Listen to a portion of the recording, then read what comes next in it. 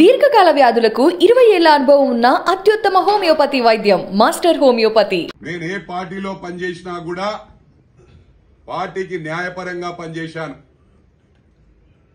గమనించాలి, ఎప్పుడు ఏ పార్టీని కూడా విమర్శించను. ఇవాళ ఓ బఫూన్ మంత్రికి చదువురాని వాడికి ఇస్తే ఒక్కసారి ఈరోజు మీరు ఆ వీడియో చూస్తే అర్థమవుతుంది.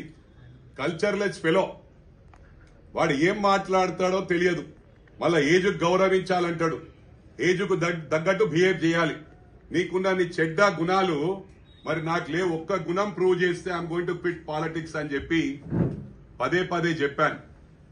నేనెప్పుడు కూడా ఈ నియోజకవర్గంలో విమర్శించలేదు.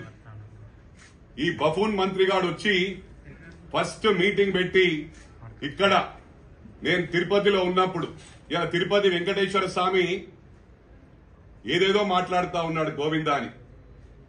అరే యూజ్లెస్ ఫెలో, వెంకటేశ్వర స్వామి నాకు పర్మిషన్ ఇచ్చాడరా, ఈ పార్టీ పరిస్థితి బాగలేదని దేవుడే నాకు నిర్ణయించి కాంగ్రెస్ కు పంపించడం జరిగింది. ఇలా కాంగ్రెస్ వేవ్ వేవ్ వేవ్ నడుస్తుందిరా యూజ్లెస్ ఫెలో. నువ్వు ఇంటికి పోయే రోజులు దగ్గరికి వచ్చినాయి. అక్కడ నేను నిన్న కూడా చెప్పిన, ఆదిలాబాద్ నుంచి ఆలంపూర్ వరకు కాంగ్రెస్ కాంగ్రెస్ కాంగ్రెస్ అని ప్రజలు అంటున్నారు. ప్రజలు మార్పు కోరుతున్నారు రా విధవా.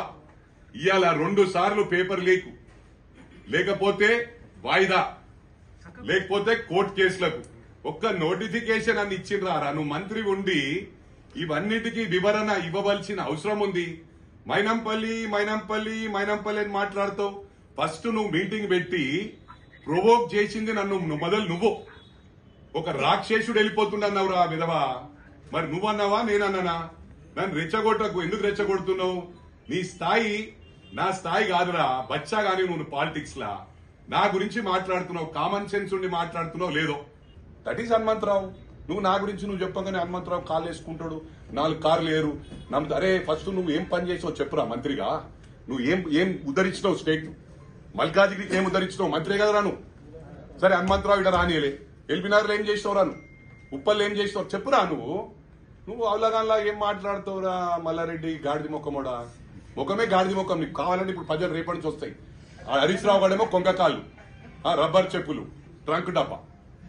నేను ఎవ్వరికైనా మీరు 100 మాట్లాడు, జవాబు హనుమంతరావు పర్ఫెక్ట్ చెప్పి మాట్లాడతాడు. ఇలా హరీష్ రావు ఏం చేసినో చెప్పిన.